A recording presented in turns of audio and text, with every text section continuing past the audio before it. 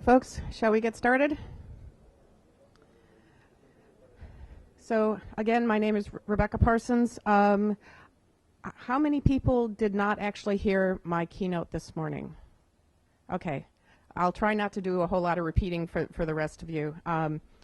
So what I want to talk about is evolutionary architecture. And what I want to focus on here are some of the principles that would help you recognize an evolutionary architecture or a process for doing architecture that supports evolutionary architecture, and then some of the techniques that we use that help you achieve an evolutionary architecture.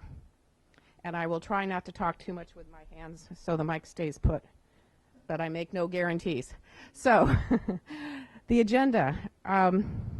First, I want to make sure that you understand why this is important. And then I want to be careful on my definitions. Both Neil Ford and I have been talking about evolutionary architecture and emergent design for quite some time. And he actually used to refer to this as emergent architecture. And I want to draw a distinction between those two words. And then I want to cover some of the principles, and then I want to go over in a bit more details some techniques that we use to achieve an evolutionary architecture, and then sort of wrap it up and how would you actually do this as part of your day job. So first off, why should you care? Well, the first thing is the expectations around pace of change are radically different than they used to be. We simply cannot continue to release software once a year or maybe twice a year if you're really being ambitious. We have to be able to change things more quickly, and that's because of the way that the business environment is changing. It used to be that fundamental business models would hang around for decades. And now you have business models that are being disruptive, so that a business model might only be valid for a few years. And the things that were positive differentiators before can actually be negative differentiators for a company.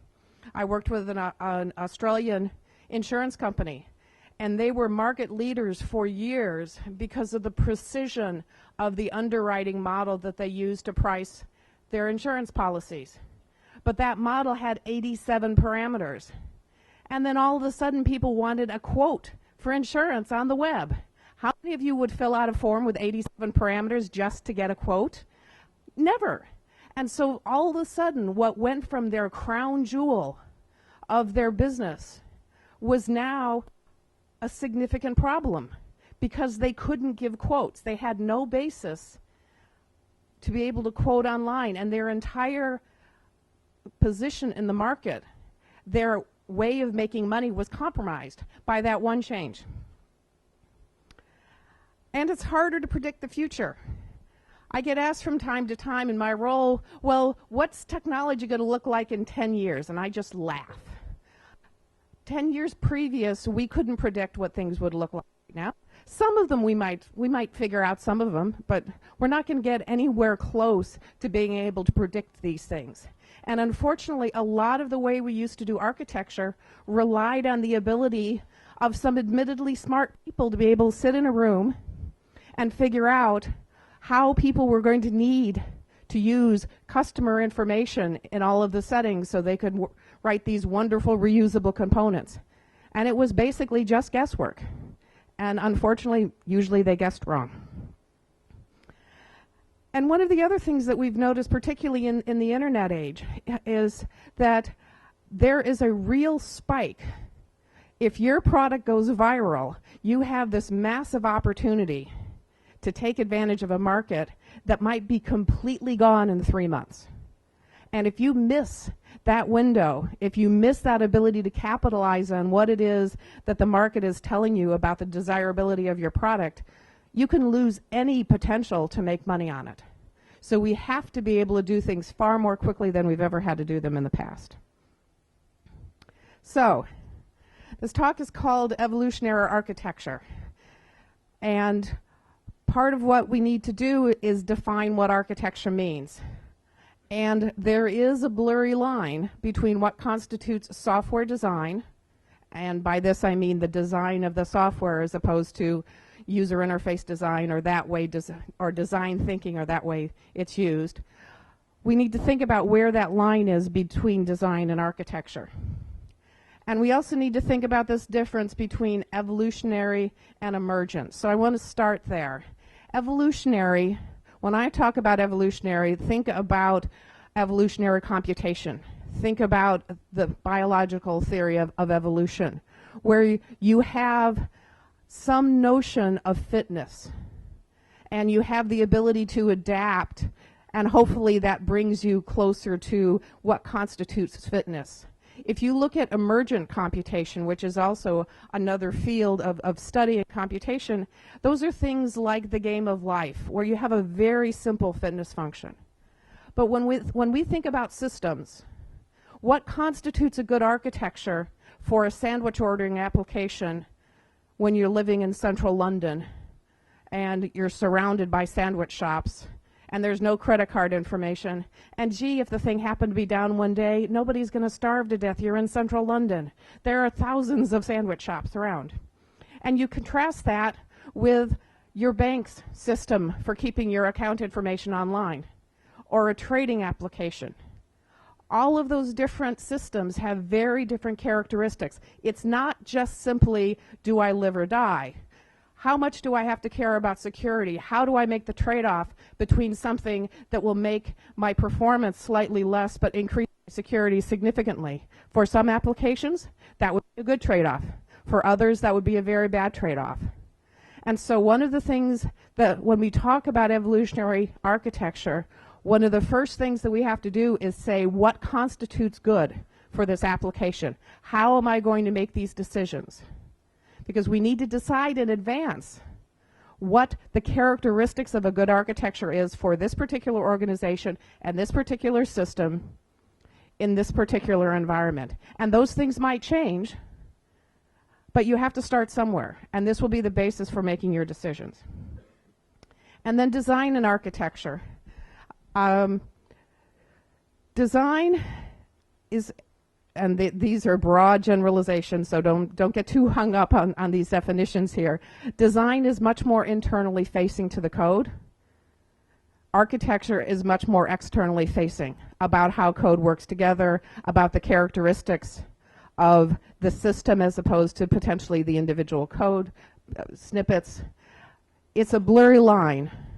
Application architecture is actually a fairly important piece of architecture, particularly when you think about things like coupling.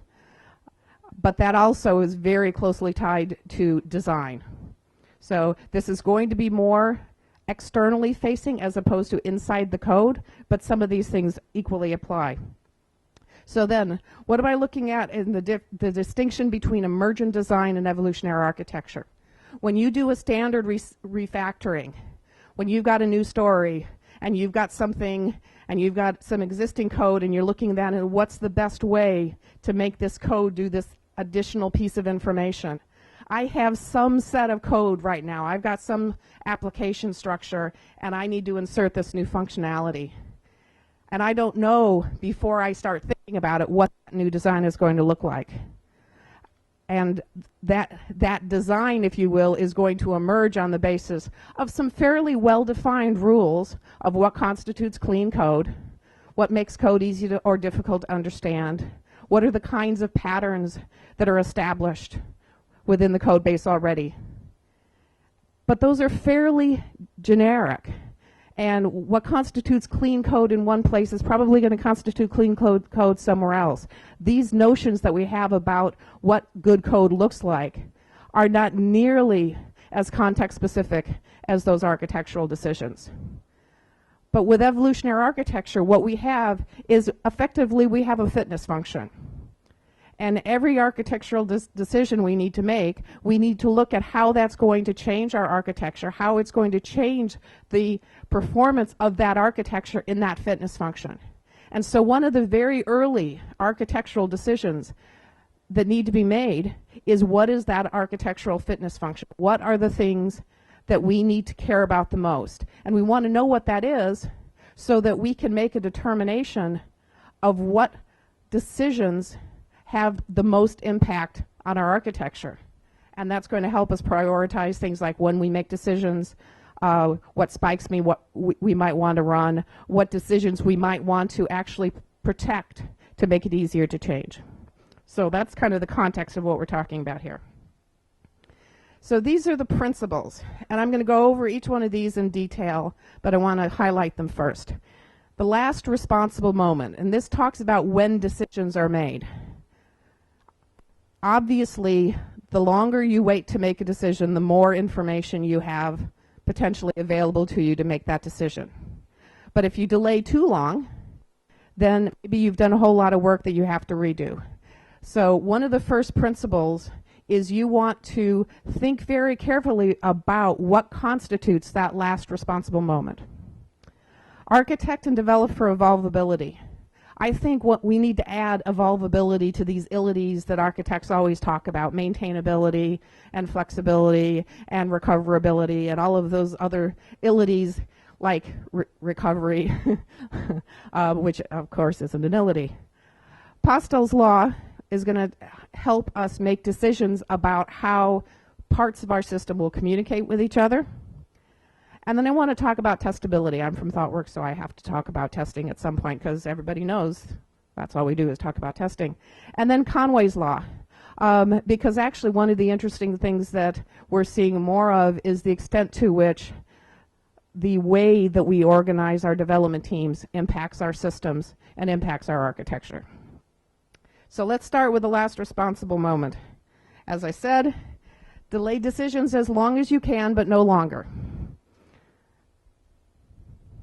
So how do we figure out what this? We want to maximize the amount of information we have available to make a decision. Now, this doesn't guarantee we're going to get it right, but at least if we have the ability to make additional choices, we might make a better decision. And it minimizes the technical debt. Now, this is a different definition or different usage of technical debt. When we normally talk about technical debt, it's bad code that we're continuing to carry rather than cleaning it up.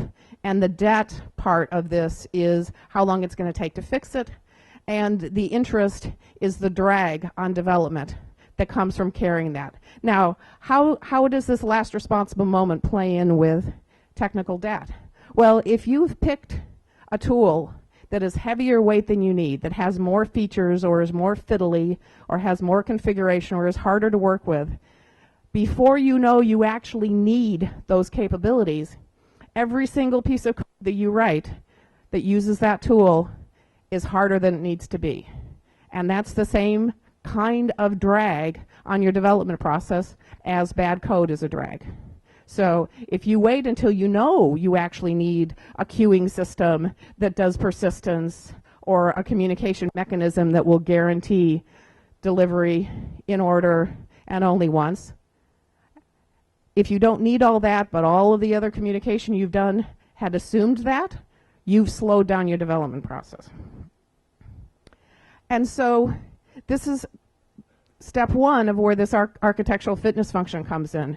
Because if you know, for example, that your prime architectural driver is security, you know all of the things about how you're transmitting data around, when it's encrypted, when it's not. All of those things are going to have a significant impact on your application, because this is what's going to matter in terms of whether it's good, whether it matches that fitness function or not. If you've got something that might have to do with performance and you've got a very low performance requirement, you might not really care about those decisions. And so you want to prioritize your decision making on the basis of what really matters to your architecture. If you have critical performance requirements, that is going to impact just about every part of the code. So that's any decision that impacts that performance characteristic is going to have a broad impact on what your code looks like. And so you want to make sure that you've got the right level of information when you make decisions that impact your performance requirements. And so this is why we call it evolutionary as opposed to emergent, but it's also not based on guesswork.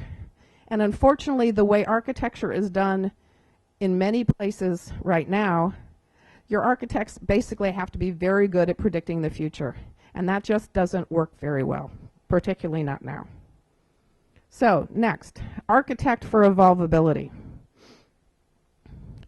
The first thing in thinking about how evolvable your architecture is to think about what the granularity is. Ooh, is this cutting in and out for you guys too? Or is it just me? Okay. Should I just try to shout? Can you guys hear me if I just do this? Okay. Okay. So think about how it is you're breaking up your system. And the first thing to realize, and this is something that is becoming more clear as we talk about things like service-oriented architectures and microservices, when the business thinks about the changes that they want to make in their business processes, in the way they're engaging with their customers, they're not thinking about systems. They don't care about the systems.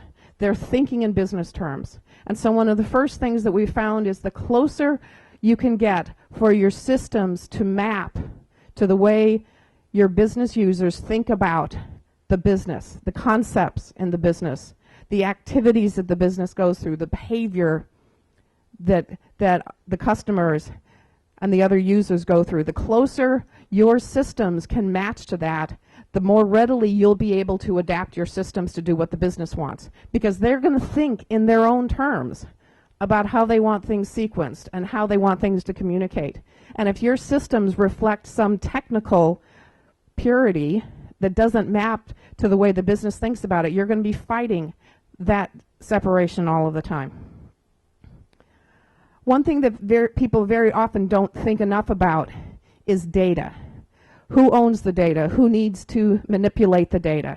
What's the life cycle of the data? When should it be archived? Does it need to be encrypted? What level of protection is required? So when you think about how you want to split data up, you want to take into account data life cycle and data ownership. One organization I worked with that was a Fortune 5 company, you had to go all the way to the global CFO to find someone who actually had the authority to sign off on a data migration for one of their databases, because that was how far up you had to go in the hierarchy to get all of the different organizations that actually use and own that data. The global CFO of a Fortune 5 company.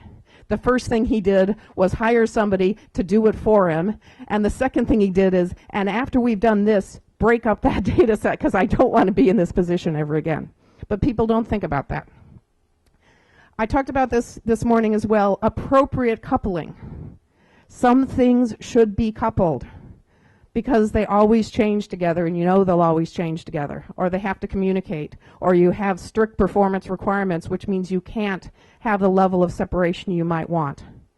You always want to be as loosely coupled as possible, but that doesn't mean you'll always be loosely coupled.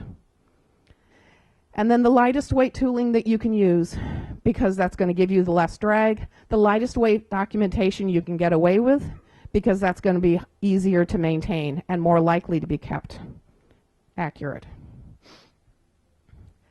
Now, what about developing for evolvability? One of the things that we've spent a lot of time thinking about is how can we actually characterize the quality of code? We're very often brought in to do code assessments.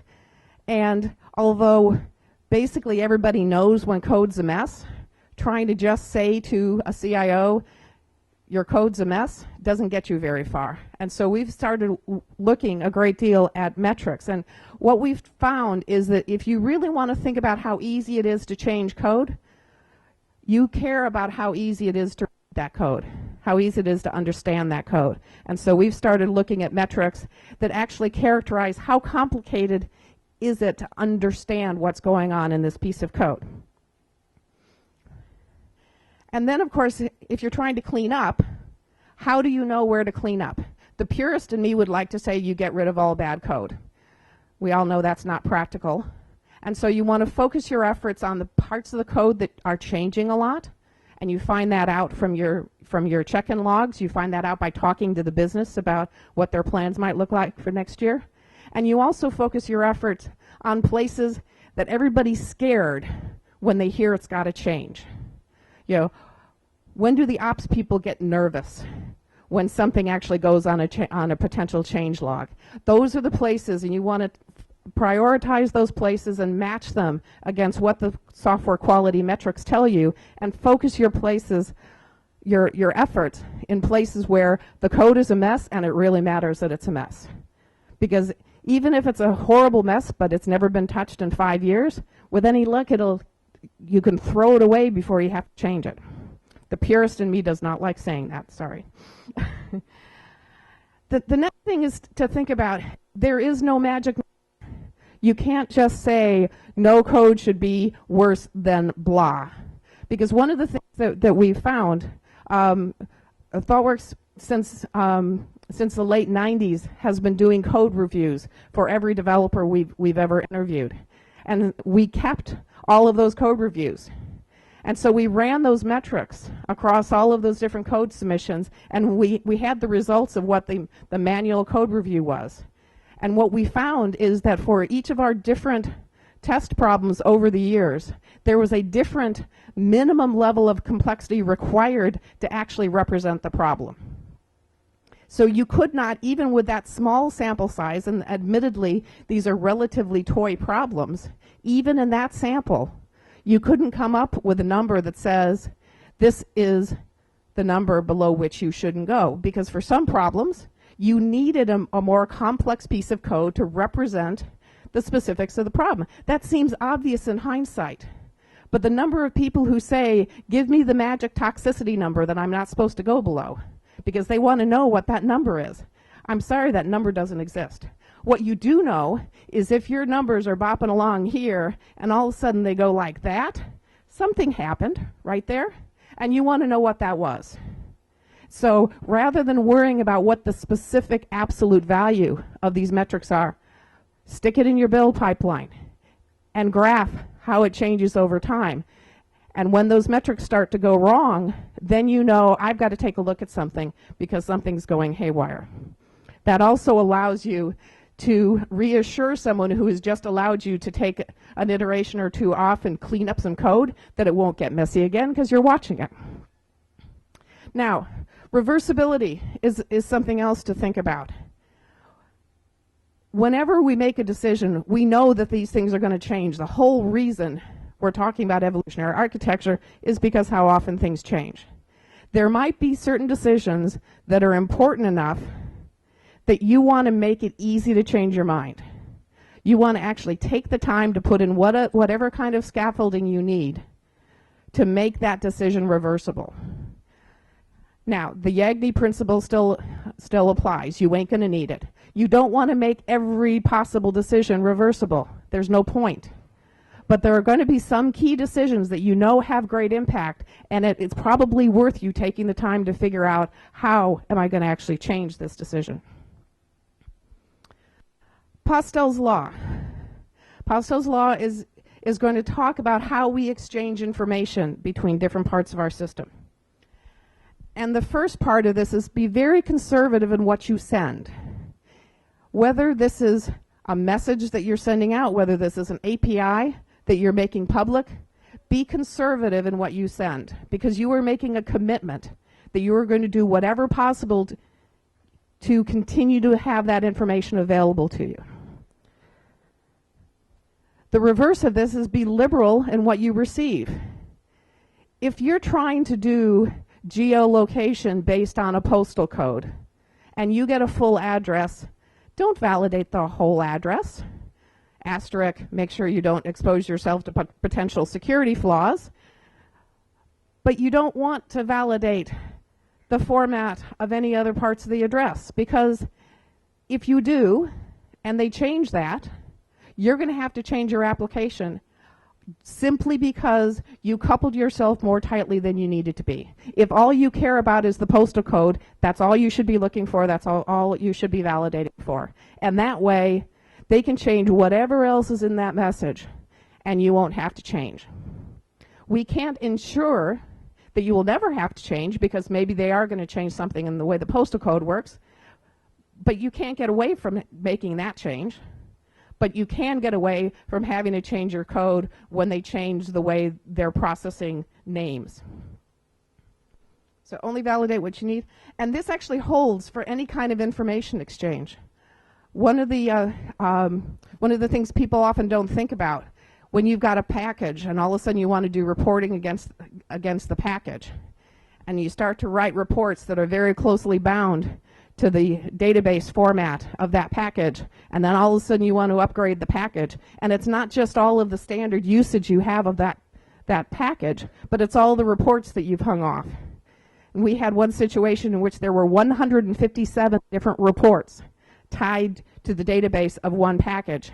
And even though they could have very easily upgraded it for all of their regular business processes, it took them months because they had to fix all these different reports. And then think about when you might just want to use version numbers when you do have to break a contract. Okay, architect for testability. One of the things that we have found, if you think about how easy or difficult it is to test some aspect of your system, and if you care about testability, you will end up with a cleaner architecture. It's a byproduct of what it takes to be testable. What it takes to be testable, you have to be able to very clearly state what it is this thing is doing. So you can't have the kitchen sink method or the kitchen sink application that does 27 different things, because it's very difficult to test that something actually does 27 different things. So for example, messaging infrastructures with business logic in them. It's actually not that easy to test business logic that sits in that messaging infrastructure. We've got lots and lots of tooling available to test business logic that sits in code. We don't have anywhere near the level of sophistication in trying to test things that sits in that messaging layer. So if you're worried about testability, you're going to put your business logic in code where it's easier to test, not in your messaging layer. Another thing, and this is related to what I said initially about think about the granularity and how you design your components. If you can explain in business terms what the different parts of your system do, it makes it easier to communicate with your users. We actually have one client in the UK, the CEO of a medium-sized business actually reads the acceptance tests that his team writes for their product. This is a software product company. And he said that way, when I'm talking to customers, I know what my product actually does, not what the marketing people tell me it's going to do at some point, maybe, kind of, sort of. I know exactly what it does because I can look at the build light and I can see the build light is green, and I have these tests that tell me exactly what my product does. That's because they were concerned about making sure that their system was easy to describe in business terms. And that makes it easier to test because you can find out from the business users what are the things, what are the edge cases that they see, and you can make sure that the tests reflect that. So again, thinking about testability leads you to a better architecture. And we want to test at many, many different layers, because one of the things that was an advantage of a very static architecture is you could make all kinds of assumptions about the things that wouldn't change. And you could focus all of your testing and your efforts on the parts of that system that were going to change. Okay. I've got to speed up a little bit. And then, of course, since we're going to do all this testing, we need build pipelines to help us. Okay, Conway's law, and then I'll get into some of the techniques. So organizations design systems that reflect their communication patterns. And this just happens. If you have 4 teams and you're going to try to build a compiler, you're going to end up with a 4-pass compiler, so you might as well design for one in the first place, regardless of how good the people are. One of the interesting things is broken communication between people generally implies messy integrations. The one time it does seem like I can predict the future is I walk in and I see 2 teams that hate each other, and it's like, that's where we're going to focus our efforts because that integration is not going to go well. And silos often result in broken communications. And so when you think about how you're going to distribute work, particularly if you're going to try to distribute it across geographies, you want to think about what those interfaces are going to look like between those different teams. Because those silos, those geographic silos, are going to impact the integration of your system. And of course, if you don't want your organization, or if you don't want your product to look like your organization, you have to change your organization, because that's the way the product is going to work out. Now, we've actually started also trying to do the reverse. We call it the reverse Conway maneuver. Is to explicitly change your organization to force the change in your product. And it actually works. It plays out in an interesting way when you start thinking about microservices. Okay, so some techniques.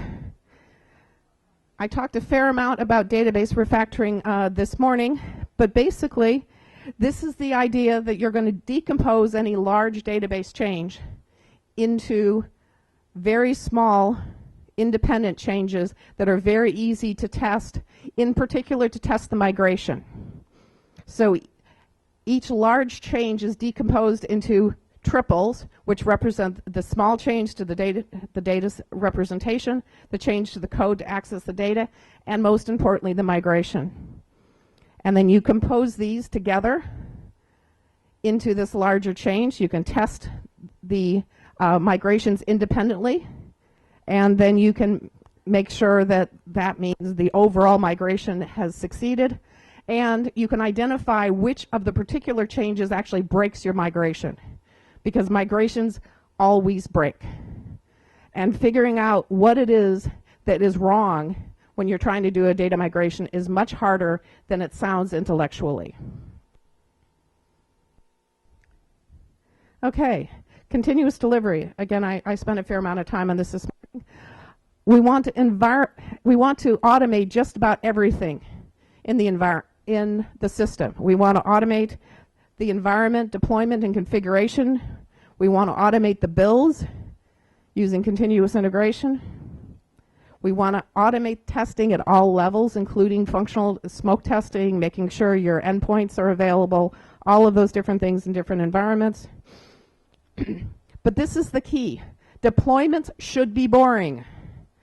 If you have a party after you deploy the system, it should be to celebrate the new stuff your users have available to you, not the fact that you didn't get a call from the CEO because you crashed the systems. You want to celebrate success, not the fact that you didn't fail. And that, to me, is the major thing about continuous delivery. But the flip side of this, and I hear this a lot, I don't want some developer sitting in a room somewhere to be able to check in code and have it magically appear into production. Just because it can doesn't mean it has to. And you can read that entire continuous delivery book, and there's nothing in there that says there's anything wrong with having the big green button that some person has to push before it goes into production. There's nothing that says you have to do this all the time. What this is allowing you to do, though, is deploy when the business wants to, not when IT thinks it's convenient. And that's the real shift here. And given the pressures on the business to actually get new functionality out, that's where the decision should be able to be made. Choreography. This is as opposed to orchestration. So in an orchestra, you have a conductor who's standing up, and all of the performers in the orchestra are paying attention to this one conductor. And if he faints, they stop playing because they don't have anybody who's keeping them going. Think about, though, a dance performance. The choreographer lays out the vision for what the individual actors are supposed to do, how they're supposed to interact with each other, what they're trying to achieve. But the choreographer is not out there on stage making sure everybody's doing exactly the right thing. The individual performers are evaluating the situation, and they know what it is that they're trying to achieve. That's what we're trying to get to in how systems interact with each other. You want the smarts to be distributed so that they're easier to move around. It's easier to change. So your individual perform to the vision without the conductor. The big downside to this, There are failure scenarios that you can get into under choreography that simply do not exist in orchestration. Same is true for microservices architectures.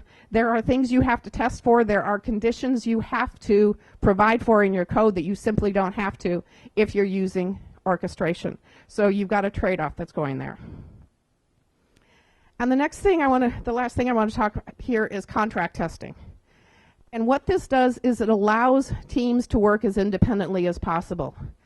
If I'm writing system A and you're writing system B, and I'm depending on some kind of information from you, I'm going to give you a series of tests that document the assumptions that I'm making about your system.